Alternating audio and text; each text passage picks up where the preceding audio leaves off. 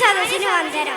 ചാരത്തിൽ നിന്ന് ഉജ്ജ്വല പ്രകാശത്തിലേക്ക് എന്ന ആമുഖത്തോടുകൂടി ചില കാര്യങ്ങൾ മാതാപിതാക്കളുടെയും കൂട്ടുകാരുടെയും മുൻപിൽ എത്തിവെക്കാൻ ഞാൻ ആഗ്രഹിക്കുന്നു. തോമസ് ആൽവ എഡിസന് ജീവിതത്തിൽ ഒട്ടേറെ പ്രതിസന്ധികളെ തരണം ചെയ്യേണ്ടതുണ്ടായിരുന്നു. പലർക്കും ഒരു തെറ്റിദ്ധാരണയുള്ളത് വളരെ സന്തോഷകരവും സുഖകരവുമായ ജീവിതം ഉണ്ടായിരുന്നത് കൊണ്ടാണ് വലിയ കണ്ടുപിടുത്തങ്ങളൊക്കെ നടത്തിയിട്ടുള്ളവർക്ക് അതൊക്കെ ചെയ്യാൻ കഴിഞ്ഞതെന്നാണ്. യഥാർത്ഥ ജീവിതം ഒരു കെട്ടുകഥയല്ല. വിഷമഘട്ടങ്ങൾ പലത് വന്നാലും തീരുമാനത്തിൽ ഉറപ്പുണ്ടെങ്കിൽ നിങ്ങളിലെ ആവേശം ആർക്കും തള്ളിക്കൊടുക്കാൻ കഴിയില്ല.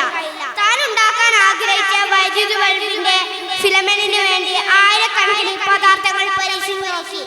ഒരിക്കൽ പരാജയപ്പെട്ട അസംഖ്യം പരീക്ഷണത്തെ കുറിച്ച് തന്നോട് ചോദിച്ചപ്പോൾ ഞാൻ 1000 പ്രാവശ്യം പരാജയപ്പെട്ടില്ല. വൈദ്യുതി ബൾബ് എങ്ങനെ ഉണ്ടാക്കരുതെന്ന് 1000 പ്രാവശ്യം വിജയകരമായി കണ്ടെത്തുകയാണ് ചെയ്തത് എന്നാണ് അദ്ദേഹം മറുപടി പറഞ്ഞത്. 1914 ഡിസംബർ മാസത്തിൽ ന്യൂ ജേഴ്സിയിലെ എഡിസന്റെ പരീക്ഷണശാലക്ക് തീപിടിച്ചു. എല്ലാം കത്തിച്ചാമ്പലായി. അദ്ദേഹത്തിന്റെ ഗവേഷണ പേപ്പറുകൾ, $2 ദശലക്ഷം വിലമതിക്കുന്ന ഉപകരണങ്ങൾ, പരീക്ഷണ സാമഗ്രികൾ തുടങ്ങിയതെല്ലാം കരയ്ക്ക് നഷ്ടമായി. തന്റെ ആയുസ്സിലെ മുഴുവൻ നേട്ടങ്ങൾ ഒരു പിടി പുകയുന്ന ചാരമായി.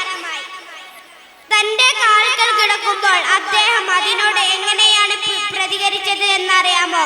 അദ്ദേഹത്തിന്റെ പ്രതികരണം തികച്ചും അത്ഭുതപ്പെടുത്തുന്നതായിരുന്നു. ആ ചാരക്കൂലിലൂടെ താൻ നടക്കുമ്പോൾ തന്റെ മകനോട് അദ്ദേഹം ഉറക്കെ വിളിച്ചു പറഞ്ഞു, ചാൾസ്, ഈ വിപത്തിന്റെ മൂലം വലുതാണ്. ഇതാ നമ്മുടെ തെറ്റുകളെല്ലാം കത്തിച്ചാമ്പലായിരിക്കുന്നു. ദൈവമേ നന്ദി, നമുക്കിനി എല്ലാം പുതുതായി ആരംഭിക്കാമല്ലോ.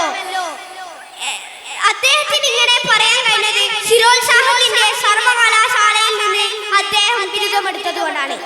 എല്ലാ പ്രതികൂല അവസ്ഥകളെയും തരണം ചെയ്താണ് മുന്നോട്ട് പോകണമെങ്കിൽ അത് നിങ്ങളെ കൂടുതലായി കരുത്തുള്ള വ്യക്തിത്വമാക്കി മാറ്റും.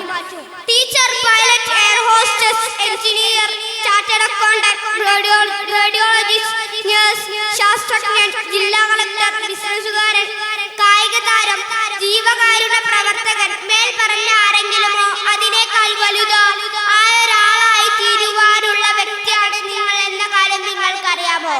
നിങ്ങൾ പിറന്നു വീണത് നിങ്ങൾ ജീവിതത്തിൽ എന്തായിത്തീരണമോ അതിനു വേണ്ട കഴിവുമായിട്ടാണ്. അത് തിരിച്ചറിഞ്ഞ് ലക്ഷ്യസ്ഥാനത്തെത്താൻ കഴിയട്ടെ.